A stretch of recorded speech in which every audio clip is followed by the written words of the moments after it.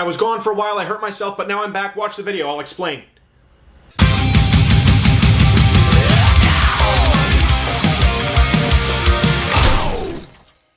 Yes, folks, I had a 2-month hiatus. There was an accident that occurred, I herniated my disc and actually lost some motor function in my legs for a bit.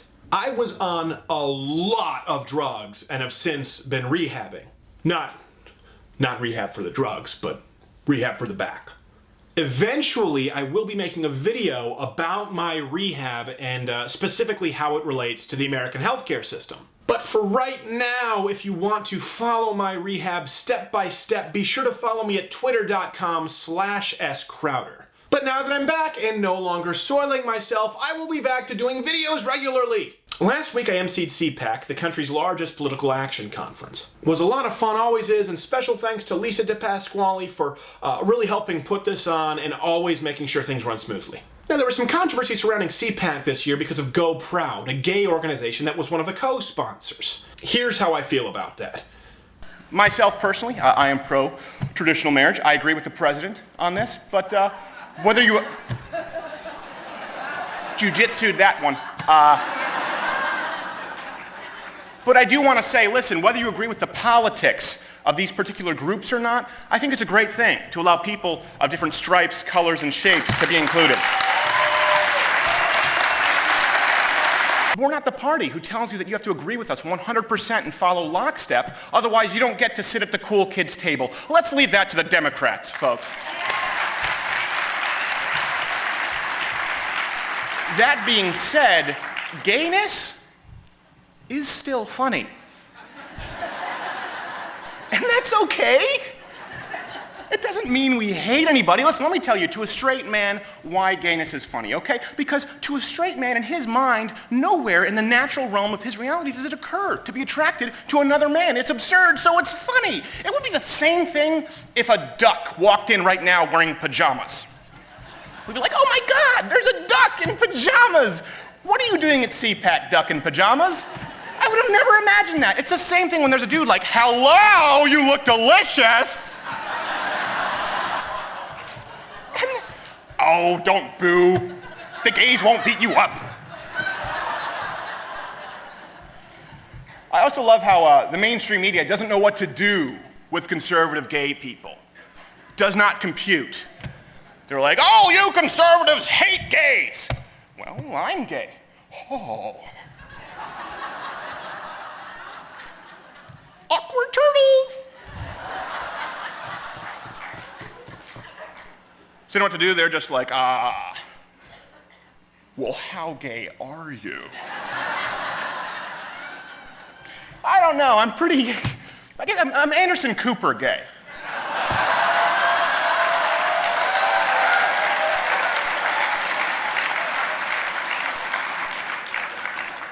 I mean, I'm not quite Clay Aiken flamboyant, but not exactly sexually repressed Rock Hudson secretly playing doctor with Jim Neighbors gay. Of course, some folks in the lefty blogs weren't fans of that material, nor this tidbit. We had Rachel Maddow here last year. Oh, stop it. Everyone needs a baritone to bring down the choir. Oh, come on, I like Rachel Maddow. I just don't like getting my news from someone who sounds like Seth Rogen. Yeah, I'd read the news this week, but I smoked too much weed.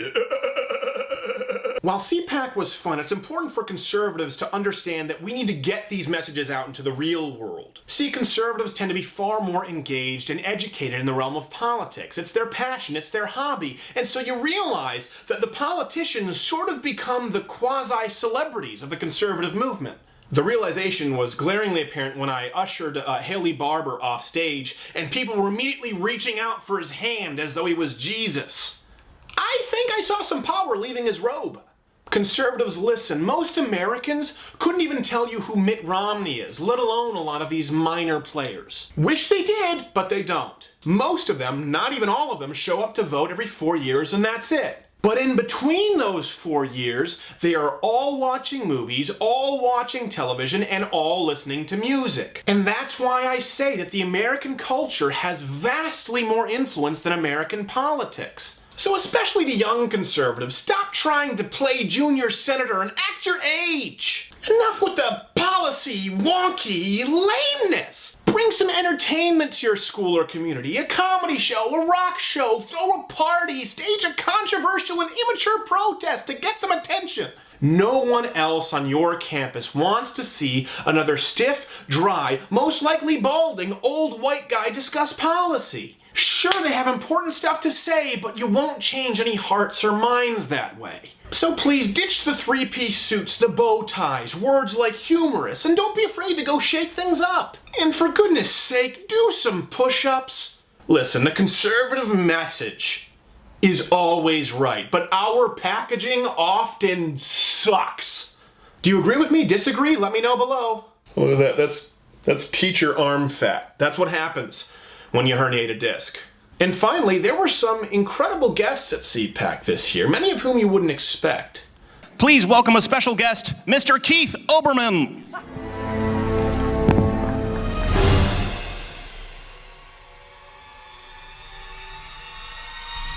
But that's a video for another week. Stay tuned.